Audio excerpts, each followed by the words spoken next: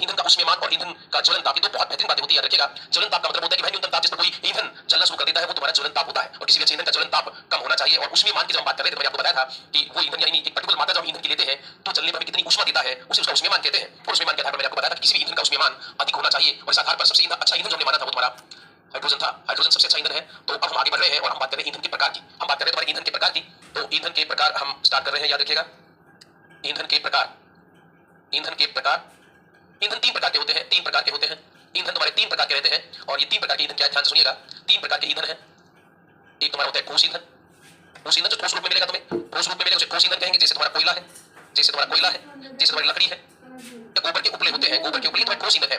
गोबर के उपले ये ठोस ईंधन है, याद रखिएगा। इसके बाद तुम्हारा होता है द्रव ईंधन, ये इंपोर्टेंट होता है।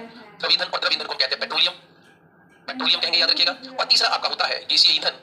गैसीय ईंधन जो गैस रूप में मिलता है, इसमें तुम्हारी सीएनजी आएगी, एलपीजी हम बात करेंगे, कोल गैस पर हम बात करेंगे, और भी बहुत सारे हम इसमें बातें करेंगे, याद रखिएगा। नमस्कार सभी को, गुड इवनिंग, गुड इवनिंग, बहुत बढ़िया, नमस्कार सभी को। चलिए, तो हम ईंधन के प्रकार पर बात कर रहे हैं। ईंधन मुझे तीन प्रकार का मिलता है। पहला तुम्हारा ठोस ईंधन है, दूसरा तुम्हारा द्रव ईंधन है, और तीसरा गैसीय ईंधन। जो ईंधन ठोस रूप में होता है उसे ठोस ईंधन कहेंगे, बात लिखवाने वाली नहीं रहेगी। जो ईंधन द्रव रूप में पाया जाता है उसे हम द्रव ईंधन कहते हैं, याद रखिएगा। और ऐसा ईंधन जो गैसीय रूप में पाया जाता है उसे हम तुम्हारा गैसीय ईंधन कहेंगे। तो ईंधन मोस्टली तीन प्रकार के रहते हैं, याद रखिएगा। तो जो ईंधन ठोस रूप में है, कोयला आपका ठोस में मिलता है, लकड़ी और गोबर। एक बात सुनना तुम लोग, जब भी ईंधन को जलाया जाता है, जब भी ईंधन को जलाया जाता है, अगर हम बात करें ईंधन को, तो ईंधन में हमेशा जलने वाला पदार्थ तुम्हारा कार्बन रहेगा, जलने वाला पदार्थ हमेशा कार्बन रहेगा। और ये कार्बन जब ऑक्सीजन से क्रिया करेगा तो यहाँ कार्बन डाइऑक्साइड गैस बनेगी और अत्यधिक मात्रा में ऊष्मा निकलेगी। तो यहाँ ऊष्मा निकल रही है दोस्तों, याद रखिएगा। मैंने तुम्हें रासायनिक अभिक्रिया में बताया था कि जब भी किसी रासायनिक अभिक्रिया में ऊष्मा निकलती है तो ऊष्मा क्षेपीय अभिक्रिया होती है। ऊष्मा क्षेपीय अभिक्रिया होती है, तो जहाँ ऊष्मा निकल रही है, ये ऊष्मा निकल रही है, इसी ऊष्मा का उपयोग हम ईंधन के रूप में तो कर रहे हैं, इसी का उपयोग हम ईंधन के रूप में कर रहे हैं, याद रखिएगा। तो ये रिएक्शन रहती है, और इसमें जलने वाला पदार्थ हमेशा कार्बन होता है और जलाने वाली हमेशा ऑक्सीजन रहती है। तो तुम्हारा लकड़ी है, कोयला है, और तुम्हारा गोबर के उपले है, इन सब में जलने वाला पदार्थ हमेशा कार्बन है। और जब वो कार्बन जलेगा हमेशा कार्बन डाइऑक्साइड गैस के साथ ऊष्मा निकालेगा। उसी ऊष्मा का उपयोग हम घरेलू ईंधन के रूप में तुम कर सकते हो। पानी गर्म करने में, खाना बनाने में हम करते आए हैं, हमेशा याद रखिएगा। हम इसका उपयोग हमेशा करते आए हैं। लकड़ी का, गोबर के उपलों का उपयोग हम करते आए हैं, और उस ऊष्मा का उपयोग हम खाना बनाने में करते थे। चलिए, तो बात करेंगे हम द्रव ईंधन की, याद रखिएगा। ठोस ईंधन है, लकड़ी, कोयला, इन सब में जलने वाला पदार्थ कार्बन है, जलेगा तो कार्बन डाइऑक्साइड गैस बनाएगा और हमें अत्यधिक मात्रा में ऊष्मा मिलेगी। हम बात करें तुम्हारे द्रव ईंधन की, द्रव ईंधन की बात कर रहे हैं, और द्रव ईंधन को हम कहते हैं पेट्रोलियम, याद रखिएगा। ऐसा ईंधन जो द्रव रूप में पाया जाता है, ऐसा ईंधन जो द्रव रूप में पाया जाता है, लिखवा देता हूं, ऐसा ईंधन जो द्रव रूप में मिलता है, जो द्रव रूप में मिलता है, द्रव रूप में मिलता है। और इसका एग्जांपल हम पढ़ चुके हैं कि पेट्रोलियम, ये तुम्हारा इसका एग्जांपल है, ये रहा पेट्रोलियम। ये जो पेट्रोलियम है, ये तुम्हारा जीवाश्म ईंधन है, याद रखिएगा। ये जीवाश्म ईंधन है, जीवों के अंश से बनता है। मैंने आपको बताया था कि जब पृथ्वी उत्पन्न हुई होगी तो उस समय लाखों करोड़ वर्ष पूर्व जब पृथ्वी का ताप अधिक था, और ताप अधिक था, अधिक दाब और अधिक ताप की वजह से जीवों के कठोर भागों से तो कोयले का निर्माण हुआ था, और जीवों के मुलायम भागों से इसी पेट्रोलियम का निर्माण हुआ था। और जब इस पेट्रोलियम का तुम प्रभाजी आसवन करोगे, इस पेट्रोलियम का जब हम प्रभाजी आसवन करते हैं, तो याद रखिएगा तुम्हें पेट्रोल, डीजल और केरोसिन मिलेगा। पेट्रोल, डीजल और केरोसिन इसी पेट्रोलियम से मिलता है, याद रखिएगा। तो ये पेट्रोलियम है। अगर हम बात करें पेट्रोलियम की, तो हम बात पेट्रोलियम की कर रहे हैं, जीवाश्म ईंधन है। ये तुम्हारा पेट्रोलियम जो होता है वो दो शब्दों से मिलकर बना है, दो शब्दों से मिलकर बना है, petro plus oleum, petro plus oleum से मिलकर बना है, याद रखिएगा। पेट्रो का मतलब होता है चट्टान, चट्टान, और ओलियम का मतलब होता है तेल, अर्थात चट्टानों का तेल, अर्थात चट्टानों का तेल।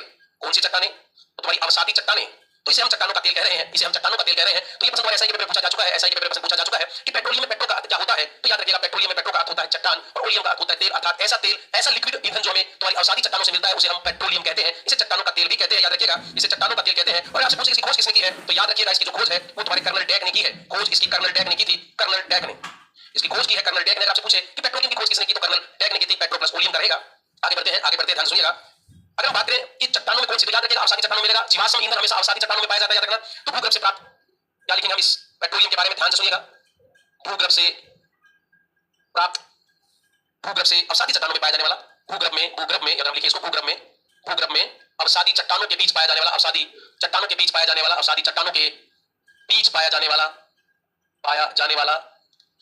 गाढ़ा, या मैं कहूं पाया जाने वाला संतृप्त हाइड्रोकार्बन है। ये संतृप्त हाइड्रोकार्बन है, हाइड्रोकार्बन जो गाढ़ा तेलीय द्रव होता है, जो गाढ़ा तेलीय द्रव होता है, गाढ़ा तेलीय द्रव होता है, गाढ़ा काला तेलीय द्रव होता है, गाढ़ा काला तेलीय द्रव है, ये याद रखिएगा। तेलीय द्रव है तुम्हारा पेट्रोल, तेलीय द्रव होता है, गाढ़ा काला, काले रंग का, गाढ़ा काले रंग का एक तेलीय द्रव होता है, तेलीय द्रव होता है जिसे काला सोना कहते हैं, जिसे काला सोना लिक्विड फॉर्म में मिलता है तो इसे द्रव सोना, इसे द्रव सोना, इसे सेल तेल, इसे कच्चा तेल, क्रूड ऑयल जिसको बोलते हैं, क्रूड ऑयल, कच्चा तेल, सेल तेल, कच्चा तेल भी कहते हैं। ये कई नाम होते हैं हमारे पेट्रोलियम के। तो ये प्राप्त हुआ भूमि के अंदर से प्राप्त होता है। कौन सी चट्टानों में पाया जाता है, तो याद रखिएगा ये पाया जाने वाला अवसादी चट्टानों में पाया जाने वाला संतृप्त हाइड्रो का जो गाढ़ा एक तेलीय द्रव होता है, एक तेलीय द्रव होता है जिसे हम काला सोना या द्रव सोना कहते हैं। इसी को हम सेल तेल, कच्चा तेल, इसी को सेल तेल या कच्चा तेल भी कहते हैं, याद रखिएगा। इसे सेल तेल या कच्चा तेल भी कहते हैं, याद रखिएगा। तो ये सोना, द्रव सोना, ये इसे काला सोना भी तो कह रहे हैं हम, द्रव सोना या काला सोना भी तो कह रहे हैं हम, याद रखिएगा। काले रंग का होता है, लिक्विड फॉर्म में पाया जाता है। तो तुम्हारी अरब कंट्री थी, और अरब कंट्री में जब ये चीजें मिलने लगी तो आपको देखा होगा कि सऊदी अरब जहां पे पहले कुछ भी नहीं था, और जब से पेट्रोलियम पदार्थ वहां पर मिलने लगे तो आज की तारीख में अमीर देशों की श्रेणी में आ गए हैं। इसीलिए तो द्रव काला सोना कहा जाता है, क्योंकि चट्टानों से मिलता है, इसलिए इसे सेल तेल कहते हैं। और चूंकि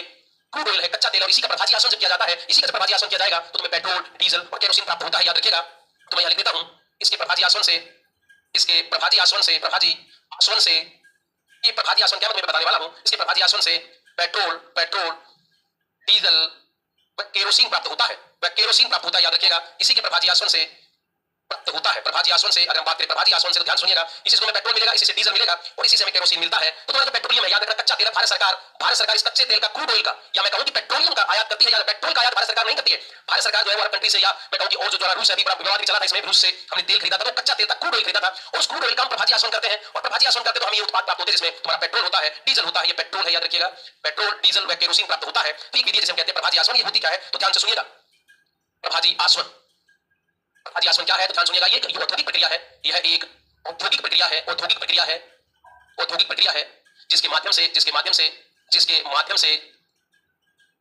ऐसा मिश्रण जिसके क्वथनांक में क्वथनांक मतलब पहली पॉइंट याद रखिएगा, जिनके क्वथनांक में एक मिश्रण है, जिनके क्वथनांक में 25 डिग्री सेल्सियस का अंतर होता है, उन्हें अलग किया जाता है, उन्हें अलग किया जाता है। तो क्या लिखा है, ध्यान से पढ़िएगा। प्रभाजी आसवन क्या एक औद्योगिक प्रक्रिया होती है, यह एक औद्योगिक प्रक्रिया है जिसके माध्यम से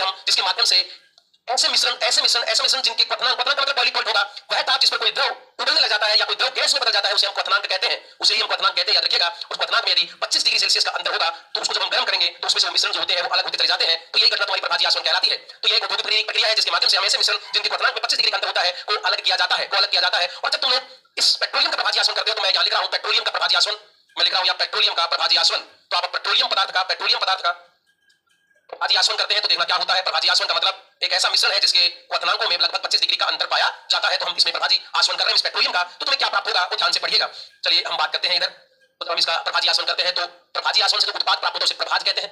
अब चूंकि सब में क्योंकि एक प्रकार का हाइड्रोकार्बन है, ये हाइड्रोपेट्रोलियम पदार्थ जो भी होते हैं हाइड्रोकार्बन होते हैं, मतलब हाइड्रोजन और कार्बन के परमाणु होते हैं।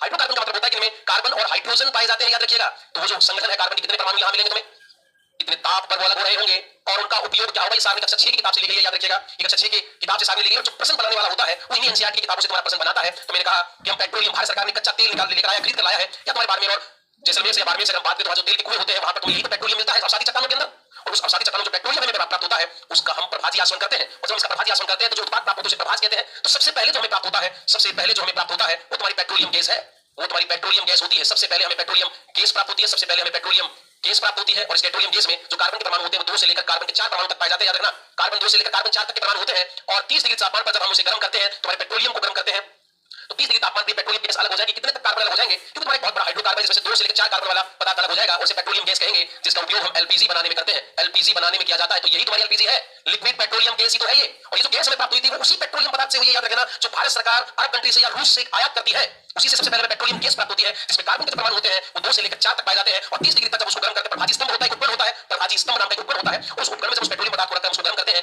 तो सबसे पहले 30 डिग्री तापमान पर हमें ये पेट्रोलियम गैस प्राप्त हो जाती है। इसके बाद अगर हम बात करें इसके बाद की बात करें तो ध्यान से सुनिएगा, दूसरा उसको और गर्म करते हैं। कहां से गर्म करते हैं, 30 डिग्री से लेकर 90 डिग्री सेल्सियस तक जब इसको गर्म करते हैं, डिग्री सेल्सियस में तापमान, डिग्री सेल्सियस में रहेगा तुम्हारा तापमान, तो मुझे जो प्राप्त होता है पेट्रोलियम ईथर प्राप्त होता है। मुझे जो लिक्विड प्राप्त होता है उसे पेट्रोलियम ईथर कहेंगे, हम पेट्रोलियम ईथर कहेंगे। वही जो पेट्रोलियम ईथर होगा इसमें कार्बन परमाणु, जो इसमें कार्बन परमाणु होंगे वो C5 से C7 तक होंगे। कार्बन 5 से लेकर कार्बन 7 तक के परमाणु हमें यहाँ पे प्राप्त हो जाएगा, और इसका उपयोग हम शुष्क धुलाई में करते हैं, शुष्क धुलाई में कर रहे हैं। याद रखिएगा, शुष्क धुलाई में करते हैं। तो तुम लोगों को पता होना चाहिए कि जो धुलाई की जाती है कपड़ों को पानी से करते हैं, लेकिन ड्राई क्लीन जिसको तुम बोलते हो, बड़े बड़े जो हमारे जो महंगे कपड़े होते हैं, जो महंगे कपड़े होते हैं, लहंगे हो गए या कोट पैंट हो गया या जैकेट्स हो गई, उनकी जब हम धोबी को देकर आते हैं तो हम कहते हैं कि इसको ड्राई क्लीन करना, तुम ड्राई क्लीन। और ड्राई क्लीन जो किया जाता है वो इसी पेट्रोलियम ईथर में किया जाता है। याद रखिएगा, और ये जो पेट्रोलियम ईथर है ये हमें प्राप्त होता है पेट्रोलियम के प्रभाजी आसवन से। जब हम इसे 30 डिग्री से लेकर 90 डिग्री तक गर्म करते हैं तो ये पेट्रोलियम ईथर हमें प्राप्त हो जाता है, और इसी का उपयोग हम ड्राई क्लीन में या शुष्क धुलाई में करते हैं। और इसी वजह से वो जो धोबी होता है वो 300 से 400 से 500 रुपए तक चार्ज करता है। पानी से कपड़े धुलाए जाते हैं तो 20 रुपए या 30 रुपए तक चार्ज होता है, लेकिन जब इस शुष्क धुलाई या ड्राई क्लीन करते हैं तो इसी पेट्रोलियम ईथर से करते हैं, जो हमें प्राप्त होता है उसी पेट्रोलियम से। और गर्म करते हैं इसको, याद रखिएगा, जब इसको और गर्म करते हैं तो हमें प्राप्त होता है दोबारा पेट्रोल, या मैं कहूं कि गैसोलीन हमें प्राप्त होता है इसके बाद। और गैसोलीन में कार्बन परमाणु की संख्या C7 से लेकर C12 तक होती है। C7 से लेकर कार्बन 7 से लेकर कार्बन 12 तक के परमाणु आ जाते हैं हमारे गैसोलीन के अंदर, और इसको गर्म किया जाता है लगभग 90 डिग्री से 200 डिग्री सेल्सियस तक। जब इसको गर्म किया जाता है तो हमें गैसोलीन प्राप्त हो जाता है, और इस गैसोलीन का उपयोग हम हल्के इंजनों में ईंधन के रूप में करते हैं। हल्के इंजनों में ईंधन के रूप में इसका उपयोग किया जाता है, हल्के इंजनों में ईंधन के रूप में इसका उपयोग किया जाता है। मतलब हमारा गैसोलीन पेट्रोल तो है एक प्रकार का, पेट्रोल बोलते हैं गैसोलीन को, याद रखिएगा। तो ये हमें गैसोलीन प्राप्त हुआ जिसमें कार्बन परमाणु की संख्या 7 से लेकर 12 तक होती है। 90 से 200 डिग्री तक इसको गर्म किया जाता है तो हमें पेट्रोलियम या गैसोलीन प्राप्त होता है। याद रखना, जिसका उपयोग हम हल्के इंजन का मतलब है कार केंद्रों में मोटरसाइकिल केंद्रों में इसका उपयोग ईंधन के रूप में किया जाता है। तो ये तुम्हारा प्रभाजी आसवन का ही तो एक उत्पाद है। और गर्म करते हैं, देखिए और गर्म जब इसको करेंगे, और गर्म करते हैं इसको, याद रखना, हम इसको और गर्म कर रहे हैं तो अब हमें प्राप्त होता है तुम्हारा केरोसिन। खासलेट बोलते हैं इसको, याद रखना, ये हमें केरोसिन प्राप्त हुआ जिसमें कार्बन परमाणु C12 से लेकर C15 तक होते हैं, C12 से C15 तक होते हैं और उसको हम 200 डिग्री सेल्सियस से लेकर 275 डिग्री सेल्सियस तक जब पेट्रोलियम को गर्म किया जाता है तो हमें ये तुम्हारा केरोसिन प्राप्त होता है और इसका उपयोग हम घरेलू ईंधन में करते हैं, इसका उपयोग हम घरेलू ईंधन में करते हैं। तो जब से ये उज्ज्वला योजना नहीं आई थी, उज्ज्वला योजना नहीं आई थी, गरीबों को भारत सरकार जो है वो आपका चूल्हा और गैस सिलेंडर दे रही, उससे पहले भारत सरकार उन लोगों को केरोसिन दिया करती थी। अगर आप लोगों को याद हो तो जो केरोसिन दिया जाता था वो भी तुम्हारा पेट्रोलियम उत्पादित है, वो भी तुम्हारा पेट्रोलियम उत्पाद है, याद रखिएगा। और इसी का उपयोग हम घरेलू ईंधन में करते थे। ये सब जो उत्पाद हमें प्राप्त हो रहे हैं दोस्तों, वो सब के सब उत्पाद हमें उसी पेट्रोलियम पदार्थों से प्राप्त हो रहे हैं। और गर्म करते हैं इसको, याद रखिएगा। जब इसको और गर्म करते हैं तो अब हमें डीजल प्राप्त होता है, याद रखना, ये रहा तुम्हारा डीजल।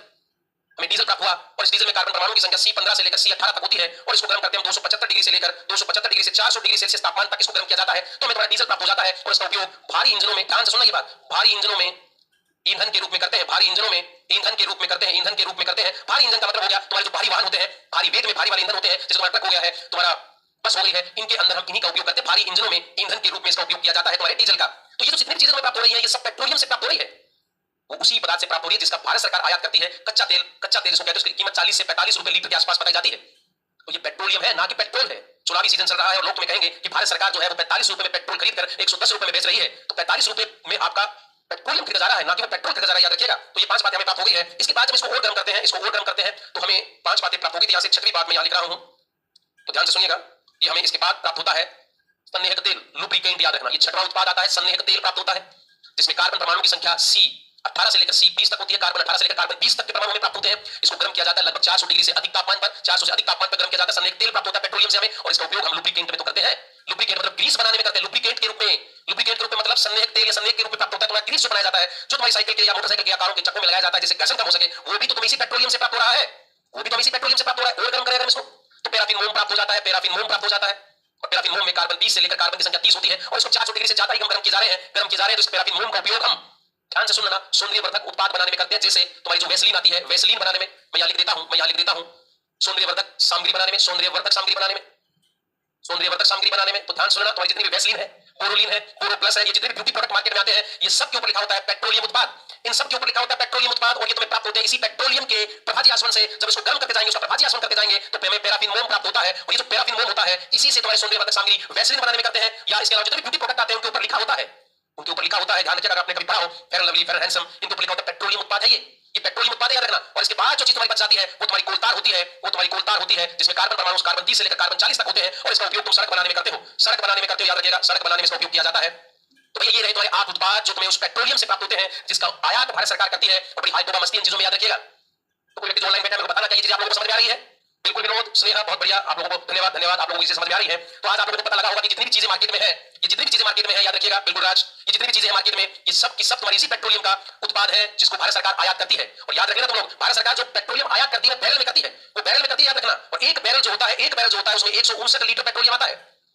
भारत सरकार जो पेट्रोलियम को आयात करती है वो बैरल में करती है और एक बैरल में 159 लीटर होते हैं, एक बैरल में 159 लीटर होते हैं। और इसी एक बैरल का जब भारत सरकार विभिन्न कंपनियों को देती है, हिंदुस्तान पेट्रोलियम हो गया, रिलायंस हो गया, ये जितनी कंपनियां, जितने भी जो पेट्रोल पंप लगे होते हैं, ये कंपनियां हैं जो इन्हीं पेट्रोलियम उत्पादों का प्रभाजी आसवन करती है। और प्रभाजी आसवन करने के बाद ये चीजें बनाती है। तो हमने क्या क्या पढ़ा, ध्यान से सुनिएगा बातों को आराम से। हमने कहा कि हमने पेट्रोलियम पदार्थों का प्रभाजी आसवन करना है। प्रभाजी आसवन क्या है? एक औद्योगिक प्रक्रिया होती है जिसके माध्यम से इस पेट्रोलियम का जो पदार्थ है, कोई भी मिश्रण है, और इन मिश्रण में क्वथनांकों में कम से कम, मैं यहां लिखता हूं क्वथनांक में कम से कम, ध्यान रखना, कम से कम 25 डिग्री का अंतर होता है, उन्हें अलग किया जाता है। कम से कम 25 का अधिकतम तापमान कितना भी अंतर होगा, कम से कम 25 डिग्री सेल्सियस का अंतर होगा। दो द्रव मिश्रण में है, दो द्रव मिले हुए हैं और उनके क्वथनांकों में यदि 25 डिग्री का अंतर है तो उनको अलग करना होगा। तो हम उसका प्रभाजी आसवन करते हैं, याद रखिएगा, हम उनका प्रभाजी आसवन करेंगे। और जब पेट्रोलियम पदार्थ का प्रभाजी आसवन करते हैं तो हमें निम्न उत्पाद प्राप्त होते हैं, तुम्हारे सामने रखे हुए हैं, जिनमें हमारा पेट्रोलियम गैस प्राप्त होगी, जिसमें कार्बन परमाणु जो होगा वो 2 से लेकर 4 तक होगा और इसका उपयोग हम एलपीजी गैस बनाने में करेंगे। पेट्रोलियम ईंधन का उपयोग हम शुष्क धुलाई में करते हैं, गैसोलीन का उपयोग हल्के इंजनों में ईंधन के रूप में करते हैं, केरोसिन का उपयोग हम घरेलू ईंधन के रूप में करते हैं और डीजल का उपयोग हम भारी इंजनों में ईंधन के रूप में करते हैं, याद रखिएगा। इसके बाद जो चीज बच जाती है तुम्हारी, वो यही सन्निहक तेल, पैराफिन मोम और कोलतार, ये तुम्हारे सारे के सारे जो उत्पाद हैं वो इसी पेट्रोलियम के हैं। उम्मीद करता हूं ये चीज तुम लोगों को समझ में आई होगी, ये चीज समझ में आई होगी। इसके बाद हम द्रव ईंधन में और चर्चा करते हैं, याद रखिएगा। तो सबसे पहले हम बात कर रहे हैं गैसोलीन क्या है। गैसोलीन क्या है, याद रखिएगा। परिष्कृत पेट्रोल को, परिष्कृत का मतलब होता है शुद्ध किया हुआ पेट्रोल, परिष्कृत पेट्रोल को प्रतिशत का मतलब होता है 95% शुद्ध, 95% शुद्ध पेट्रोल, 95% शुद्ध पेट्रोल, परिष्कृत पेट्रोल को गैसोलीन कहते हैं, गैसोलीन कहते हैं, याद रखना। तो तुम्हें कोई पूछे कि गैसोलीन क्या है तो याद रखिएगा, परिष्कृत पेट्रोल है, शुद्ध किया हुआ पेट्रोल है, शुद्ध किया हुआ पेट्रोल को ही तो हम क्या कहते हैं, गैसोलीन। और आपको पता है कि गैसोलीन का उपयोग हमने अभी पढ़ा था, इसका उपयोग हमने पढ़ा था हल्के इंजनों में, हल्के इंजनों में ईंधन के रूप में करते हैं, इंजनों में ईंधन के रूप में, कार, मोटरसाइकिल का जो इंजन होता है, हल्के इंजन होते हैं और इन्हीं में तुम्हारा इसी पेट्रोल का उपयोग किया जाता है। तो तुम्हारा गैसोलीन है, शुद्ध किया हुआ पेट्रोल है। इसके बाद एक टर्म आती है कि गैसोहोल क्या है। गैसोहोल क्या है? तो याद रखिएगा तुम्हारे पेट्रोल में अगर मैं अल्कोहल मिला दूं, पेट्रोल प्लस अल्कोहल का मिश्रण, पेट्रोल प्लस अल्कोहल का मिश्रण जो तुम्हारा होगा वो तुम्हारा कहलाएगा गैसोहोल। अगर आपसे पूछे कि गैसोहोल क्या है तो याद रखिएगा पेट्रोल प्लस अल्कोहल। पेट्रोल कितना तो याद रखना 90% और अल्कोहल कितना तो 10%, और इस दोनों के मिश्रण को हम गैसोहोल कहते हैं। और इसका उपयोग भी हम जितने भी तुम्हारे पेट्रोल के इंजन है, जितने भी गैसोलीन के इंजन है, उनमें ईंधन के रूप में करते हैं, उनमें इसके विकल्प के रूप में देखा जा रहा है इसे, क्योंकि तुम्हारा जो पेट्रोल है या मतलब पेट्रोलियम उत्पाद सीमित मात्रा में है, और हम उस पेट्रोल में अल्कोहल, क्योंकि अल्कोहल हम बना सकते हैं, औद्योगिक प्रक्रिया से बना सकते हैं, और अल्कोहल बनाना आसान होता है और उसमें पैसे भी कम लगते हैं, तो मुद्रा की बचत करनी है तो उस पेट्रोल में हम क्या मिलाना शुरू कर दें, अल्कोहल मिलाकर बेचना शुरू कर दें, तो उसी को हम कह देंगे गैसोहोल। गैसोहोल भारत सरकार इस पर बहुत काम कर रही है, अभी गैसोहोल बनाने में बहुत काम चल रहा है, अल्कोहल को बनाया जा रहा है, याद रखिएगा, क्योंकि अल्कोहल को हम आलू से बना सकते हैं या हम चावल से बना सकते हैं, हम गेहूं से बना सकते हैं, किसी भी चीज से अल्कोहल बनाया जा सकता है, क्योंकि जहां पर सरकारें होंगी वहां पर अल्कोहल बनाया जाएगा, उस अल्कोहल को हम पेट्रोल में मिलाकर बेचना शुरू कर देंगे, तो उस घटना का नाम होगा गैसोहोल। तो ये बात भी तुम लोगों को समझ में आई होगी। एक और तीसरी बात आती है यहाँ पर, पावर अल्कोहल क्या है? पावर अल्कोहल क्या है? ये सभी ईंधन के रूप में याद रखना, सभी ईंधन के रूप है याद रखना। तो पावर अल्कोहल क्या है तो ध्यान से सुनिएगा, यदि तुम्हारे पेट्रोल में अब यहाँ पर अल्कोहल के साथ साथ यदि बेंजीन भी मिला देते हैं, तो ये जो तीनों का मिश्रण होगा तुम्हारा, यही तो तुम्हारा पावर अल्कोहल कहलाएगा। इसी को हम पावर अल्कोहल कहेंगे, याद रखना। तो मैंने कहा गैसोलीन परिष्कृत शुद्ध किया हुआ पेट्रोल गैसोलीन है। गैसोहोल पेट्रोल में तुम अल्कोहल मिला देते हो तो वो तुम्हारा गैसोहोल बन जाता है, और यदि हम पेट्रोल में अल्कोहल के साथ साथ बेंजीन भी मिला देते हैं तो वो तुम्हारा पावर अल्कोहल कहलाता है। तो ये जो तीनों बातें लिखी है ये इसी पेट्रोल या गैसोलीन से बनाई गई है, याद रखना। जो तुम्हारा प्रभाजी आश्रम से हमने पेट्रोल या गैसोलीन प्राप्त किया था उसको शुद्ध करके पेट्रोल को, तो गैसोलीन कहलाएगा। कितना शुद्ध किया पेट्रोल? 95%, 90% पेट्रोल है, 10% अल्कोहल मिला तो गैसोहोल। और इसका उपयोग तुम इन्हीं इंजनों में ईंधन के रूप में करते हो, इस गैसोलीन के विकल्प के रूप में। और अगर पावर अल्कोहल है इसका उपयोग भी तुम इन्हीं इंजनों में करते हो, इनके विकल्प के रूप में, याद रखिएगा। तो पेट्रोल, अल्कोहल और बेंजीन मिला देते हैं तो ये जो तुम्हारा पेट्रोल होगा उसे हम पावर अल्कोहल कह देंगे, इसे हम पावर अल्कोहल कह देंगे। उम्मीद करता हूं ये रूप में द्रव ईंधन पढ़ रहे हैं और ये तीनों रूप आप लोगों को समझ में आए होंगे। नेक्स्ट बात करते हैं हम, तो डीजल क्या है? चौथी बात में लेकर आया डीजल। तो डीजल क्या है? याद रखिएगा पेट्रोलियम का, ये पेट्रोलियम, मैं पेट्रोल नहीं पेट्रोलियम शब्द यूज कर रहा हूं, पेट्रोलियम का प्रभाजी आसवन का उत्पाद है, पेट्रोलियम का प्रभाजी आसवन का उत्पाद है, याद रखना। और इसमें कार्बन जो परमाणु होते हैं वो C15 से लेकर C18 तक होते हैं, और इसका उपयोग हम करते हैं, इसका उपयोग भारी इंजनों में ईंधन के रूप में करते हैं, भारी इंजनों में ईंधन के रूप में, याद रखिएगा। अब एक बात सुनो तुम यहाँ, जब ये डीजल जलाया जाएगा इन इंजनों में, तो डीजल में सल्फर की अशुद्धि पाई जाती है। मैं यहाँ नोट डाल के लिख रहा हूँ, बहुत इंपॉर्टेंट बात लिख रहा हूँ, ध्यान से सुनना तुम लोग, बहुत इंपॉर्टेंट बात है। डीजल में सल्फर की अशुद्धि पाई जाती है, इस हाइड्रोकार्बन में जो हमारा हाइड्रोकार्बन है इसमें सल्फर की अशुद्धि पाई जाती है। जब डीजल को जलाया जाता है तो सल्फर डाइऑक्साइड गैस बनती है, और ये सल्फर डाइऑक्साइड आपको पता लग गया होगा कि ये एक आपकी प्रदूषित गैस होती है, जिससे आंखों में जलन, फेफड़ों में जलन, याद रखिएगा, आंखों में जलन होती है, चक्कर आना, सांस लेने में दिक्कत होती है। और इसी वजह से तुम्हारे जितने भी डीजल के वाहन होते हैं उनको कभी भी शहर के अंदर घुसने नहीं दिया जाता है, उनको बाईपास से निकाल दिया जाता है। ये बात तुम लोगों को समझ में आई है कि जितने भी भारी वाहन है, चाहे वो तुम्हारी बसें हैं, चाहे वो तुम्हारे ट्रक है, उनको आजकल कभी भी शहर के अंदर से नहीं गुजरने दिया जाता है। इसलिए नहीं गुजरने देते हैं क्योंकि जब डीजल चलेगा इंजन के अंदर, इस डीजल के जलने से गैस बनेगी जिसे हम कहेंगे सल्फर डाइऑक्साइड गैस, याद रखिएगा। ये गैस होगी सल्फर डाइऑक्साइड गैस। इस गैस के प्रभाव क्या रहेंगे? तो आंखों में जलन होगी, फेफड़ों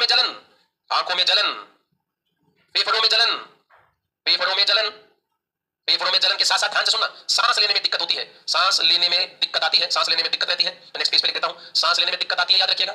चक्कर आना आदि घटनाएं होती है, और यही कारण होता है कि हम किसी भी डीजल के वाहन को कभी भी शहर में घुसने नहीं देते हैं। तो ये कारण है, याद रखिएगा तुम लोग, ये कारण है जिस वजह से हम कभी भी जो तुम्हारे भारी वाहन होते हैं या भारी इंजनों वाले वाहन होते हैं, बस हो गया, ट्रक हो गया, इनको कभी भी हम शहर में घुसने नहीं देते हैं। इसका सीधा सा कारण है कि ये जो तुम्हारे वाहन होते हैं डीजल का उपयोग करते हैं, और जब डीजल जलेगा तो डीजल में सल्फर की अशुद्धि होगी, और सल्फर की अशुद्धि होगी, सल्फर डाइऑक्साइड गैस बनेगी। इसके बाद हम बात करते हैं तुम्हारे अगली बात की। तो हमने डीजल की कहानी पढ़ी है, अब इसका मैं इनकी शुद्धता बताऊंगा, सीटेन क्या होता है, ऑक्टेन संख्या क्या होती है, सीटेन संख्या क्या होती है, मैं बाद में बताऊंगा तुम्हें। पहले मैं केवल तुम्हें द्रव ईंधन की कहानी पढ़ा रहा हूं, इसके बाद मैं यहां तुम्हें पढ़ाऊंगा इसके बाद सीटी डीजल। ये क्या है? सीटी डीजल क्या है? याद रखिएगा। सीटी डीजल इसे अल्ट्रा लो सल्फर डीजल भी कहते हैं, याद रखना, इसे अल्ट्रा लो सल्फर डीजल भी कहते हैं। अब मेरी बात को सुनना, सीटी डीजल का मतलब है कि ऐसा डीजल तो जिसमें से तुमने सल्फर की अशुद्धि को कम कर दिया है। मैं रिपीट कर रहा हूं, ध्यान से सुनना, ऐसा डीजल जिसमें से तुम लोगों ने औद्योगिक प्रक्रिया के द्वारा सल्फर की अशुद्धि को कम कर दिया। जब सल्फर की अशुद्धि कम होगी तो इसे तुमने क्या कहा? Ultra low sulphur diesel.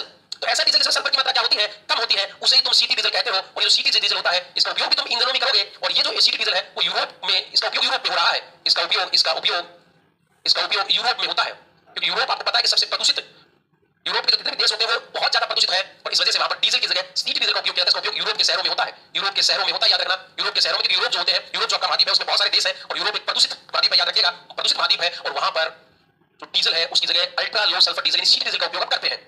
चलिए आगे बढ़ते हैं और हम बात करते हैं ग्रीन डीजल की, हरित डीजल की। ये क्या है? एक हरित डीजल लिख रहा हूं मैं, या ग्रीन डीजल लिख रहा हूं, एक तुम्हारा ग्रीन डीजल लिख रहा हूं मैं, ये क्या होता है? और एक मैं यहां लिख रहा हूं तुम्हारा बायोडीजल, एक मैं लिख रहा हूं यहां हमारा बायोडीजल। ये दो टर्मिनोलॉजी यूज कर रहा हूं तो मुझे बताना मुझे बता सकते हो कि ये ग्रीन डीजल और तुम्हारा बायोडीजल क्या है? बिल्कुल पूनम, क्या आपको बातें समझ में आ रही है? मैं आपसे जानना चाहता हूं कि आपको ये बातें समझ में आ रही है जो हम आपका द्रव ईंधन पढ़ रहे हैं? बिल्कुल पूनम, बहुत बढ़िया। विनोद, राजेश, बहुत बढ़िया भाई। चलिए धन्यवाद, बहुत बहुत धन्यवाद आप लोगों का। आप सुनो, तो ये हरित डीजल क्या है?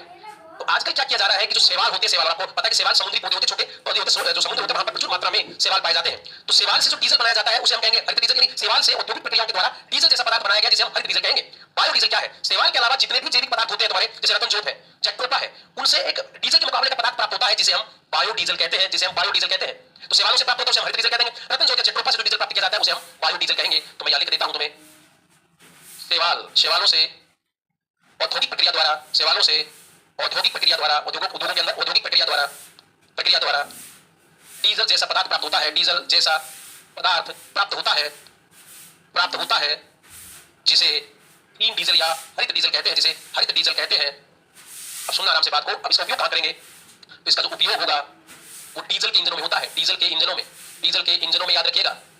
इसके बाद है आपका, ध्यान से सुनो, इसके बाद आपका बचता है बायोडीजल। क्या है बायोडीजल? बायोडीजल रतन जोत या जैट्रोपा से प्राप्त डीजल जैसे पदार्थ को बायोडीजल कहते हैं, बायोडीजल कहते हैं। बात आती है इसका उपयोग कहां होगा? तो उपयोग डीजल के इंजनों में किया जाएगा, डीजल के इंजनों में होगा। और याद रख लेना तुम लोग बात को, ये जो हरित डीजल है या बायोडीजल है या सीटी डीजल है, इनमें सल्फर की शुद्धि बहुत कम होगी ही नहीं, याद रखना। ये तुम्हारा जो बायोडीजल होगा या तुम्हारा जो ग्रीन डीजल होगा उसमें सल्फर की शुद्धि नहीं होगी, इसलिए वो डीजल के मुकाबले बहुत अच्छे माने जाते हैं, याद रखिएगा। तो ये था तुम्हारा डीजल और पेट्रोल की कहानी, जिसमें हमने द्रव ईंधन की बात की। तो याद रखिएगा, द्रव ईंधन को हम कहते हैं पेट्रोलियम, जो दो शब्दों से मिलकर बना है, पेट्रो प्लस ओलियम, जहां पेट्रो का मतलब होता है चट्टान और ओलियम का मतलब होता है तेल, अर्थात चट्टानों का तेल। तो चट्टानों से, कौन सी चट्टानों से? याद रखना, अवसादी चट्टानों में पाया जाता है ये तुम्हारा लिक्विड वाला ईंधन, जिसे जीवाश्म ईंधन भी कहते हैं, क्योंकि जीवों के अंश से बनता है। पृथ्वी का अधिक दाब और अधिक ताप के कारण बनता है, याद रखिएगा। और इसी पेट्रोलियम का जब तुम प्रभाजी करते हो तो विभिन्न प्रकार के उत्पाद तुम्हें प्राप्त होते हैं और उन्हीं का उपयोग हम ईंधन के रूप में करते हैं। तो हमने इसमें बहुत सारी बातें पढ़ी है। हमने गैसोलीन पढ़ा, गैसोहोल पढ़ा, पावर एल्कोहल पढ़ा, हमने डीजल पर चर्चा की, हमने तुम्हारा सीटी डीजल पढ़ा, हमने तुम्हारा बायोडीजल और तुम्हारा ग्रीन डीजल, ये बातें हमने पढ़ी है, याद रखिएगा। ये बातें हमने पढ़ी है। तो ये रहा तुम्हारा आपका, ये ध्यान रखिएगा, ये है आपका द्रव ईंधन। इसमें एक बात रह गई है, वो सुनिए आराम से, वो रह गई है, सुनिए। तो मैं यहाँ द्रव हाइड्रोजन की बात करता हूँ, द्रव हाइड्रोजन, जिसे हम भविष्य का ईंधन कहते हैं, द्रव हाइड्रोजन। सुना आराम से सुनिएगा, द्रव हाइड्रोजन क्या है? जब हाइड्रोजन गैस को तुम लिक्विड फॉर्म में बदल लेते हो तो उसे हम कहते हैं द्रव हाइड्रोजन। और इस द्रव हाइड्रोजन का उपयोग हम क्रायोजेनिक इंजन में करते हैं, क्रायोजेनिक इंजन में करते हैं। याद रखना, अब ये इंजन क्या है? इंजन में ईंधन के रूप में करते हैं। अब ये क्रायोजेनिक क्या है तो समझना बात को आराम से। क्रायोज क्या होता है? क्रायोज का मतलब होता है अति निम्न ताप पर काम करने वाला इंजन। अभी जो हमने चंद्रयान भेजा था, उस चंद्रयान में जो हमने जीएसएलवी मार्क 3 नाम का रॉकेट काम में लिया था, उस रॉकेट के अंदर जो इंजन लगा था वो तुम्हारा क्रायोजेनिक इंजन था। ऐसा इंजन जो अति निम्न ताप, कितने ताप पर काम करता है? तो याद रखना तुम लोग, 250 डिग्री सेल्सियस पर काम करने वाला इंजन, -250 डिग्री सेल्सियस ताप पर काम करने वाला इंजन, ताप पर काम। अभी उम्मीद आप सोचिए, ताप कम पर काम करने वाला इंजन, ध्यान से सुनना इस बात को आराम से। -250 डिग्री तापमान पर काम करने वाला इंजन है ये।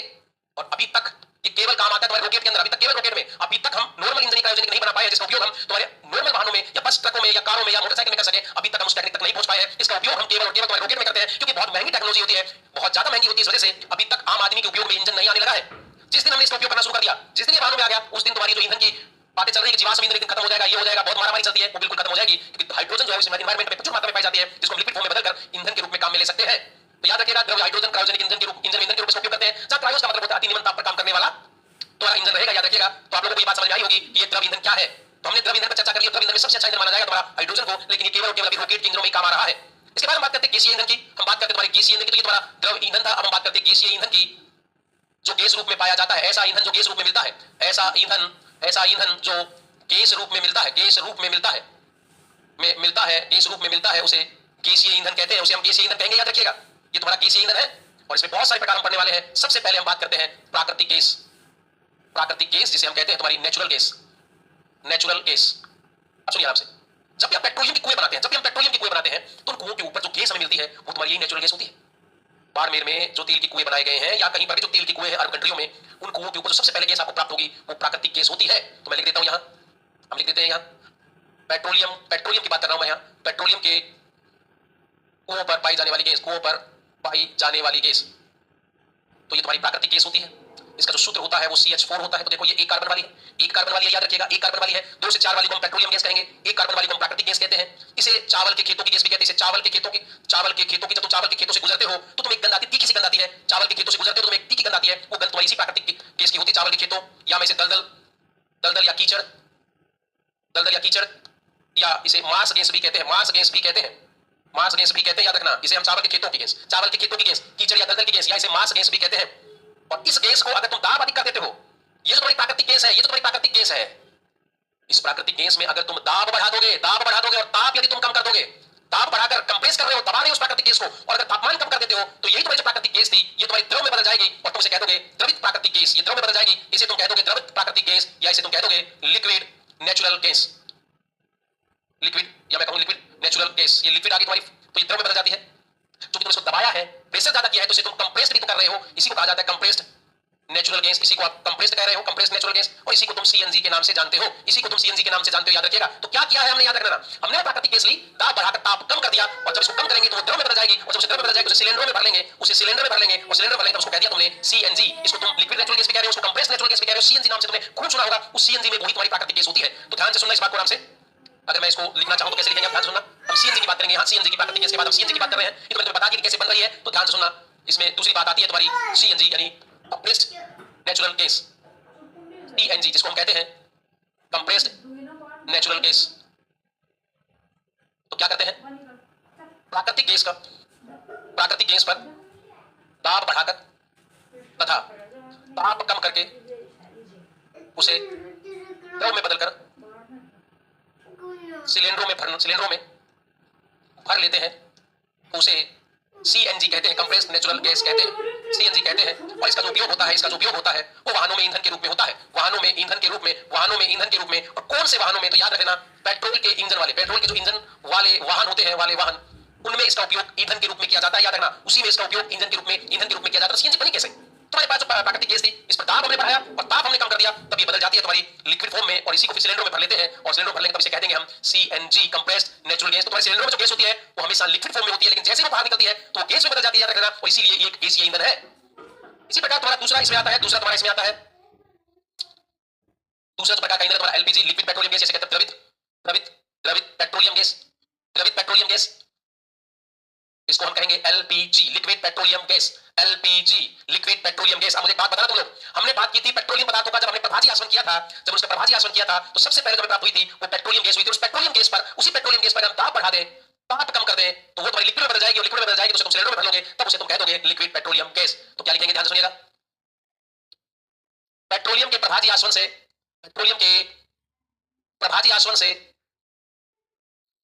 से प्राप्त पेट्रोलियम गैस को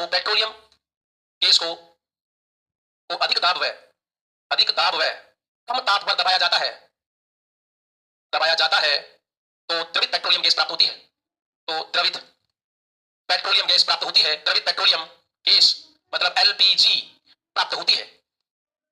तो इस प्रकार हम LPG का निर्माण करते हैं, और इस प्रकार हम CNG का निर्माण करते हैं। और CNG की अगर बात करें तो CNG में जो शुद्ध होता है प्राकृतिक गैस का वो CH4, मुख्य घटक क्या होगा। अगर आपसे पूछे कि CNG में मुख्य घटक क्या है, तो याद रखना मुख्य घटक होगा CH4, जिसको तुम मीथेन कहते हो या मेथेन कहते हो, ये होता है मुख्य घटक तुम्हारे CNG का। और आपसे पूछे कि LPG का मुख्य घटक क्या है, तो इसका जो मुख्य घटक याद रखिएगा वो तुम्हारा प्रोपेन है। प्रोपेन मतलब C3 वाला, C3H8, इसका सूत्र होता है प्रोपेन का, या फिर ब्यूटेन, और ब्यूटेन का होता है C4H10, ये मुख्य घटक होते हैं। या इस ब्यूटेन को हम आइसोप्रोपेन भी कह देते हैं, तो इसमें कई बार आ जाएगा आइसोप्रोपेन, याद रखिएगा साधारण नाम आइसोप्रोपेन, और इसका सूत्र भी C4H10 ही होता है। तो अगर आपसे पूछे कि LPG का मुख्य घटक क्या है, तो ये तुम्हारा प्रोपेन या ब्यूटेन रहेगा। और अगर आपसे पूछ ले कि CNG का मुख्य घटक क्या है, तो मेथेन होता है, और इसमें थोड़ी सी मात्रा में एथेन C2H6 भी पाई जाती है, हल्की सी मात्रा इसकी भी होती है एथेन की, ये लगभग 83% के आसपास होती है, और ये 17% के आसपास भी पाई जाती है। तो ये कई बार संगठन पूछ लेते हैं, कि CNG में संगठन मुख्य घटक क्या है, तो मीथेन मुख्य घटक के साथ में थोड़ा इथेन भी पाया जाएगा। और याद रखना LPG की अगर हम बात करेंगे तो LPG में मुख्य घटक प्रोपेन रहेगा, ब्यूटेन रहेगा, और ब्यूटेन का सूत्र होता है इस प्रकार 4 कार्बन है, और एक कार्बन को घटाकर नीचे यहां लगा देते हैं तो आइसो बन जाता है। तो एक ही बात होती है, याद रखना ब्यूटेन बोल दो या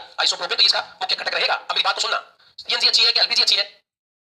LPG के सिलेंडर में जब लीकेज होता है तो जो स्मेल आती है वो किस वजह से आती है, क्योंकि इन गैसों की यानी प्रोपेन और ब्यूटेन की स्वयं की कोई गंध नहीं होती है। लीकेज हो जाए तो क्या होगा, अगर CNG का सिलेंडर लीकेज हो जाए तो क्या होगा, क्या CNG के सिलेंडर में लीकेज होता है तो क्या उसमें कोई पदार्थ भरा होता है, या LPG के सिलेंडर में कोई पदार्थ भरा होता है। इस पर कल चर्चा करेंगे, याद रखिएगा लीकेज होने पर कौन ज्यादा अच्छी है या ईंधन के रूप में कौन ज्यादा अच्छी है, हम इस पर कल चर्चा करेंगे CNG LPG के बारे में। कब हम कोल गैस के बारे में पढ़ेंगे, हम बायोगैस के बारे में पढ़ेंगे, याद रखिएगा। तो दोस्तों मिलते हैं कल नेक्स्ट टॉपिक के साथ इसी ईंधन पर बात करते चलेंगे और सब में बहुलक भी हम स्टार्ट करेंगे। सी10 संख्या क्या होती है, ओक्टेन संख्या क्या होती है, उन पर हम चर्चा करेंगे, याद रखिएगा। तो मिलते हैं कल।